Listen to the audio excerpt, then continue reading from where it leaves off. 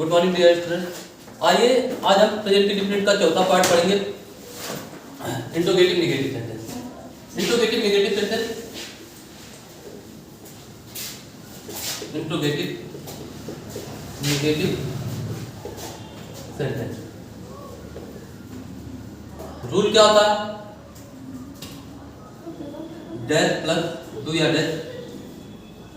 Dash plus subject plus verb का first form plus object. जैसे पिछले वीडियो में हमने पढ़ा था कि इंट्रोगेटिव सेंटेंस आपके दो टाइप के होते हैं। पहला क्या होता है? पहला आपका एस टाइप क्वेश्चन जिसका रिप्लाई आप यस या नो में दीजिए, और दूसरा क्या होता है? W type question.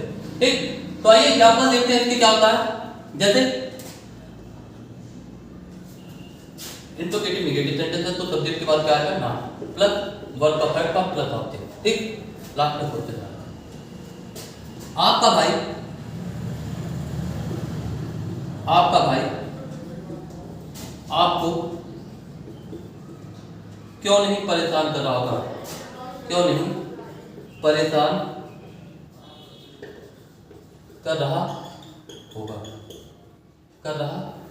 आपका भाई आपको परेशान क्यों नहीं करता है?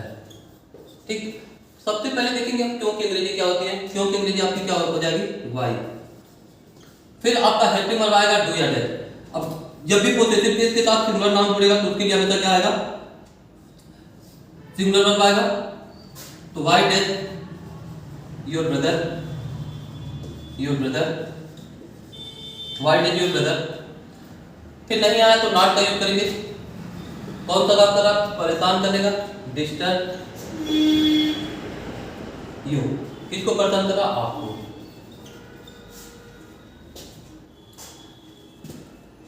क्या आपके अध्यापक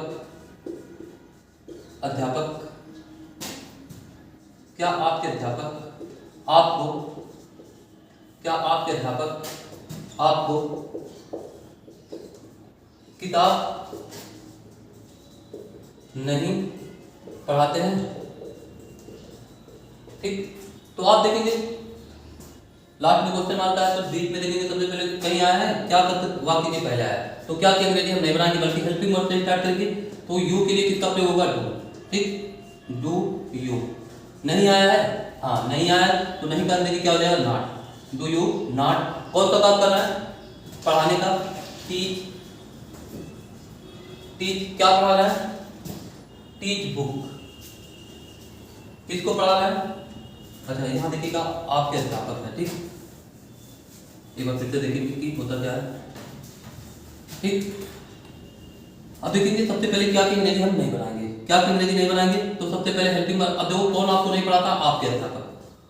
तो हो जाएगा डज योर टीचर, फिर नहीं आया तो नॉट का प्रयोग। नॉट कौन सा काम कर रहा है? पढ़ाने का, टीच। क्या पढ़ा रहा है? बुक। किसको पढ़ा रहा है? आपको, टू यू। यानी कि जब आपके देखेंगे जब आपके दो ऑब्जेक्ट एक साथ हैं, यानी कि डायरेक्ट और इनडायरेक्ट ऑब्जेक्ट दोनों साथ हैं। अगर आप पहले डायरेक्ट ऑब्जेक्ट को लिख रहे हो और बाद में इनडायरेक्ट ऑब्जेक्ट को लिख रहे हो तो दोनों के बीच में टू प्रीपोजिशन का यूज होगा।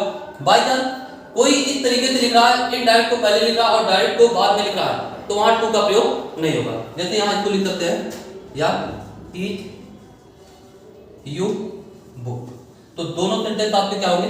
सही होंगे। ठीक, एक ट्रांसलेशन आप बनाएंगे, इसको आप कमेंट में बताएंगे कि इसका ट्रांसलेशन क्या होगा। जैसे माताजी बच्चों को क्यों नहीं मारते हैं? तो इस ट्रांसलेशन का कमेंट, इसका ट्रांसलेशन आप कमेंट में बताएंगे। ठीक, तो ये था आपका प्रेजेंट इंडेफिनिट टेंस। तो हम आइए अगले पार्ट में पढ़ेंगे अब कि हमारा पास्ट इंडेफिनिट क्या होता है। ठीक, वीडियो देखने के लिए आप हमारे साथ बने रहिए। Thank you so much.